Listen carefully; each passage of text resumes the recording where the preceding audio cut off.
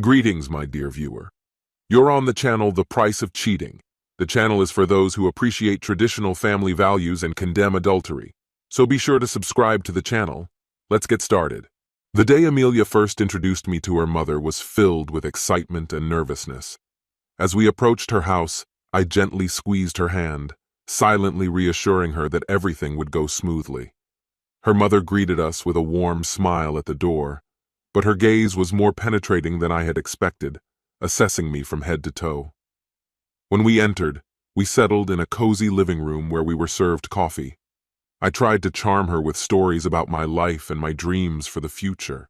Amelia beamed with pride as her mother laughed at my jokes and nodded approvingly at my plans. But as the conversation continued, a strange tension began to fill the air. I noticed her mother lingering on me with her eyes for too long, and her questions became increasingly personal, crossing boundaries I wasn't prepared for. She started asking probing questions about my past relationships and experience with women, all the while leaning in closer, never breaking eye contact. I tried to steer the conversation towards safer topics, but it seemed that Amelia's mother was intent on keeping me in the spotlight. At one point, she placed her hand on my knee and squeezed it slightly, complimenting my appearance. I looked at Amelia, expecting some sort of intervention, but she seemed blissfully unaware, immersed in the joy of this family moment. When it was time to leave, her mother hugged me too tightly, her hands lingering as they slowly slid down my back. I quickly pulled away, feeling both uneasy and confused. On the way home, a sense of anxiety gnawed at me, though I wanted to believe that she was simply being overly friendly. I wrestled with the thought that perhaps I was overreacting, but her actions told a different story. I knew I would have to discuss this with Amelia, but for the moment, I focused on the fact that I seemed to have earned her mother's approval. I hoped that would be enough to build a solid foundation for our future together. Looking into Amelia's eyes, I felt a deep certainty. She was the one I wanted to spend my life with. Her unwavering love, support, and loyalty had become my anchor. Determined to make our future official, I meticulously planned my proposal. Every detail had to be perfect, so that Amelia would remember this moment forever. One starry night, I took her to a secluded park where we had shared our first kiss. The soft glow of candles surrounded us, creating a romantic atmosphere. My heart raced as I knelt on one knee, took her hand, and looked into her eyes. "Amelia," I began, my voice trembling with emotion, "from the moment I met you, I knew my life would never be the same. You brought joy, laughter, and love into my world, and I can't imagine a single day without you. Will you marry me and make me the happiest man alive?" Tears of happiness streamed down her cheeks as she quietly whispered, "Yes." I slipped the ring onto her finger, sealing our promise. Our wedding was beautiful and intimate, surrounded by our closest loved ones. As Amelia walked down the aisle, radiant in her white dress, my heart swelled with pride and love. We exchanged vows, promising to stand by each other no matter what challenges life might bring. As we settled into married life, Amelia continued working at the bar. I trusted her, but at times my protective instincts stirred unease in me. The thought of her working in a place filled with alcohol and unpredictable patrons made me uncomfortable, even though I knew she loved her job. Respecting her independence, I supported her, constantly reminding myself that our bond was strong enough to withstand any external influences.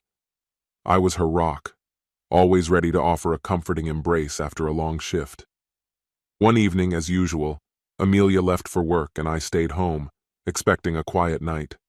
I had no idea that this night would shatter everything I believed in. Late into the night, my phone buzzed with a message from an unknown number. Curiosity got the better of me, and I opened it. What I saw made my blood run cold. On the screen were grainy but unmistakably clear photos of Amelia, my wife, caught in a passionate embrace with a man I didn't recognize. The photos were time-stamped, and they had been taken just a few hours earlier, at the time when she was supposed to be at work. My world collapsed as I stared in disbelief at these images. My mind raced, my heart pounded, and questions swirled in my head. How could she do this to me? To us? Had our entire marriage been a facade? I stared at the evidence before me, unable to deny what was plainly presented right in front of my eyes. It was undeniable, devastating. The message that accompanied it was no less shocking. The sender, claiming to be one of Amelia's colleagues, was blackmailing me. He demanded an outrageous amount of money to keep quiet about Amelia's affair. If I refused, he threatened to tell everyone, our friends, family, and even her boss. I sat frozen, my mind reeling from the betrayal and extortion I now faced. In just a few moments, my world had been turned upside down. I was paralyzed, unsure of what step to take next. Part of me wanted to confront Amelia immediately, demand an explanation, force her to look me in the eyes and admit the truth. But another part of me, more rational and restrained, understood the need for caution. I couldn't let my emotions take over. I needed more proof to make sure this wasn't some cruel joke or elaborate lie, and I had to figure out how to handle the blackmail without destroying our lives and reputations. Standing there, clutching the phone with the incriminating photos, I felt conflicting emotions battling within me. Anger, betrayal, pain, all of it flooded my thoughts at once. Amelia, the woman I trusted more than anyone in the world, had thrown everything we built away. I took a deep breath, trying to regain my composure, when suddenly I heard the sound of the front door opening. Amelia walked in, looking tired, and there was something anxious in her expression. She glanced at me, and for a moment, guilt flickered in her eyes. "Luke, what's wrong?" she asked, her voice filled with concern. I raised the phone with the photos in my trembling hand, barely able to contain my anger. "You know exactly what's wrong, Amelia," I growled, trying to keep my voice steady. "How could you do this to me? To us?" Her eyes dropped to the photos, and the color drained from her face. She took a small step back, her lips parting in shock. "Luke, I can explain." "Explain?" I interrupted, my voice rising. "Explain how you betrayed me? How you destroyed everything we had for some meaningless fling?" Tears started streaming down her face, but I was too consumed by the weight of her betrayal to feel anything but rage. "It was a mistake, Luke," she pleaded. "It meant nothing. I love you, only you." I recoiled from her touch, the word love now feeling like a cruel joke. "Love?" I spat. "You don't even know what that word means. If you loved me, you wouldn't have done this. You wouldn't have lied, made me into a fool." Her sobbing grew louder, but to me it became just background noise. Everything we had, everything we planned. Now it felt like a cruel joke. "I can't, Amelia," I said, my voice trembling. "I can't even look at you without thinking about what you did, without feeling this pain." "Please, Luke," she begged, her voice full of desperation. "Don't say that. We can fix this. I'll do anything to make things right." But deep down, I already knew this couldn't be fixed. The trust between us was shattered, beyond repair. I felt something inside me growing cold, the love I once had for her turning into something distant and frozen. "I need time, Amelia," I said quietly. "Time to process all of this. I can't be around you right now. I don't know if I ever can." Her face twisted in pain, but I was too numb to care. I turned away from her, grabbed my keys, and headed for the door. I needed space, air, something, anything to clear my head. As I stepped into the night, I felt the cold apathy settling over me. The anger and heartache were still there, but they felt muted, buried under a layer of ice. As I left the home we once shared, I realized that our relationship would never be the same. The damage was too great, too irreparable. And as I drove through the darkness, my mind was a storm of emotions swirling under the weight of betrayal. I couldn't shake one thought. Would I ever be able to trust anyone again? I headed to the only place where I could find a little bit of comfort, Amelia's mother's house. When I arrived, she met me at the door, her face filled with concern. "Luke, what happened? You look terrible," she said, inviting me in without hesitation. I sank heavily onto her couch, and the weight of everything I had been carrying hit me like a tidal wave. "It's Amelia," I barely managed to whisper. She cheated on me." Amelia's mother sat down beside me, placing a hand on my shoulder as if to comfort me. "Oh, Luke, I'm so sorry," she said with compassion in her voice. I just can't believe she could do that." Finally, the tears broke free, and as I cried, she embraced me. Her arms were warm and soothing, like a lifeline in the chaos of my mind. I clung to her, grateful for her support when I had nowhere else to turn.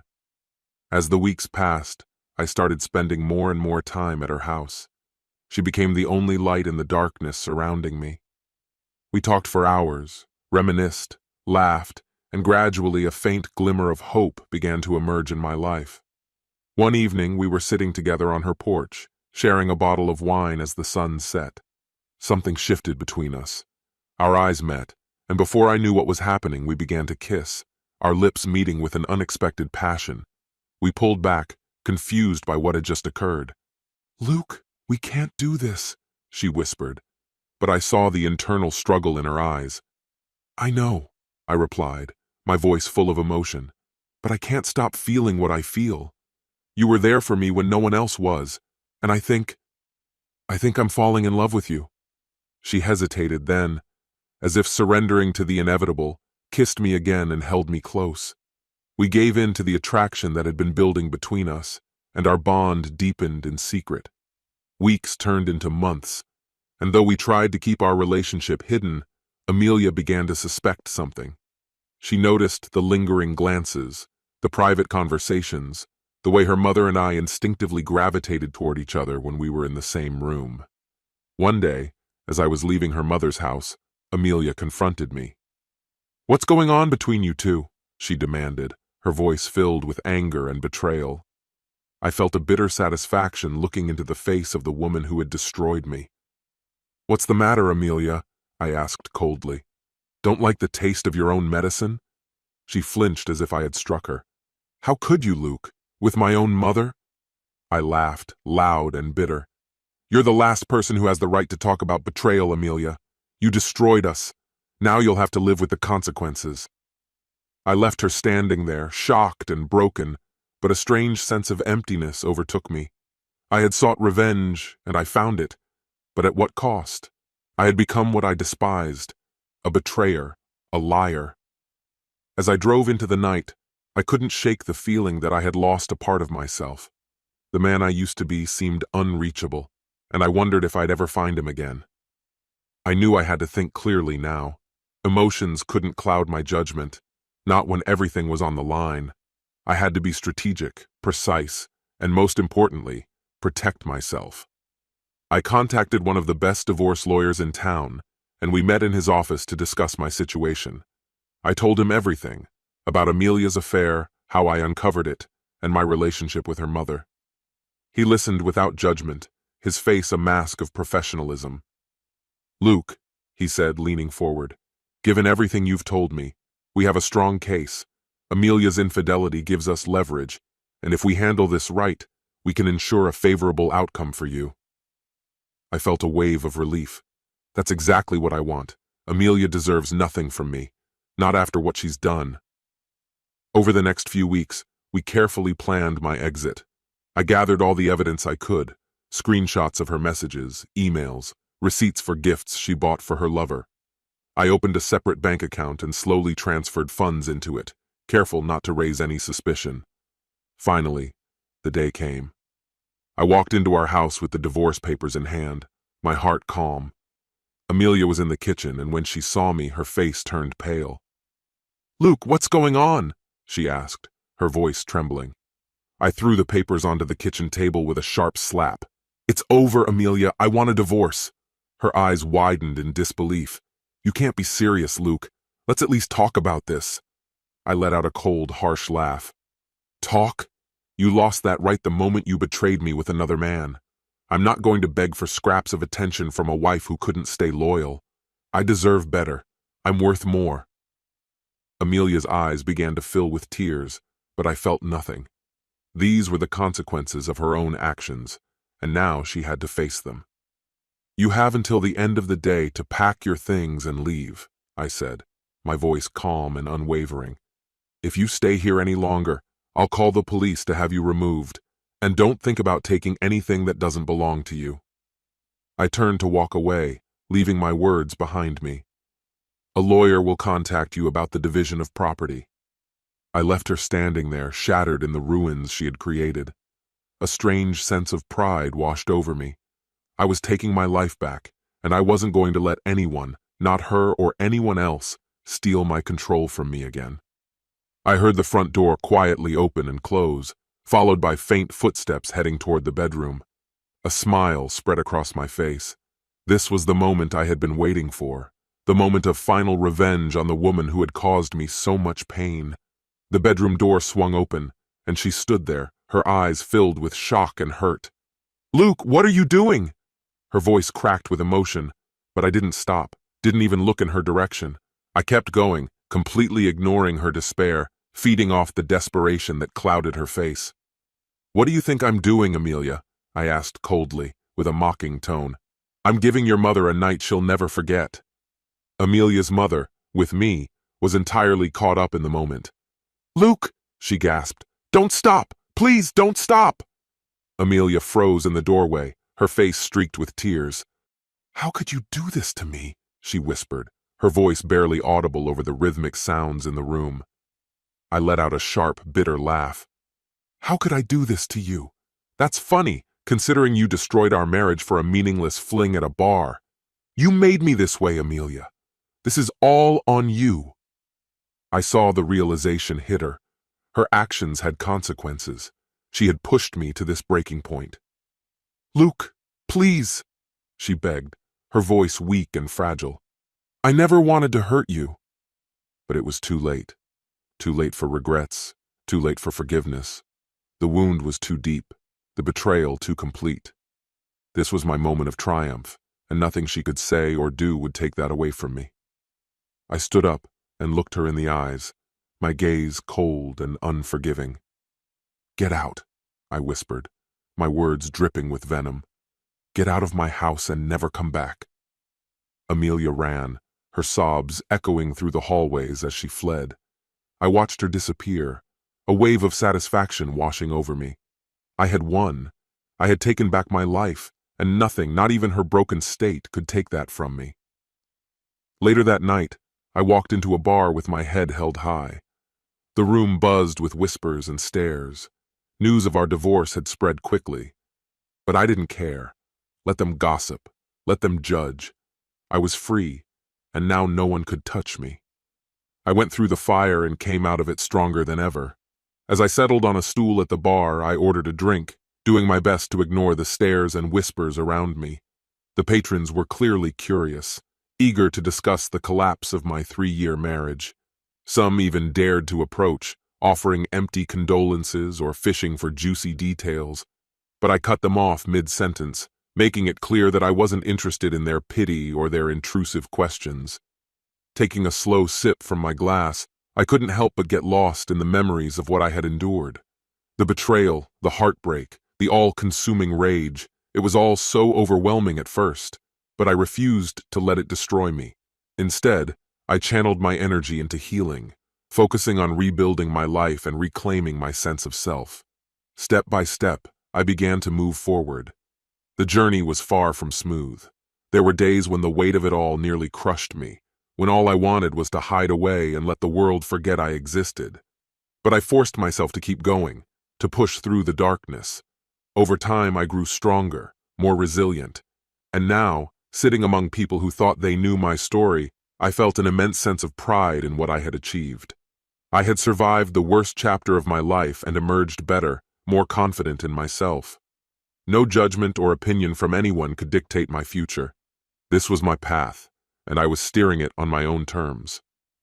Finishing my drink, I stood up, ready for whatever challenges lay ahead. The road to recovery had been long, but I was determined to walk it with unshakable confidence. No matter what anyone thought or said, I knew my strength. I knew my resilience. I left the bar with my head held high, more resolute than ever. The divorce was final and I was free, free from the lies, the betrayal, and the pain that had clouded my life for too long. As I walked down the street, I couldn't help but think of Amelia, of how she had begged me for forgiveness. She cried, pleaded, made promises that she would change, swore she would never hurt me again.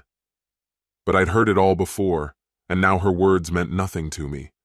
I had given her everything, my love, my trust, my unwavering devotion.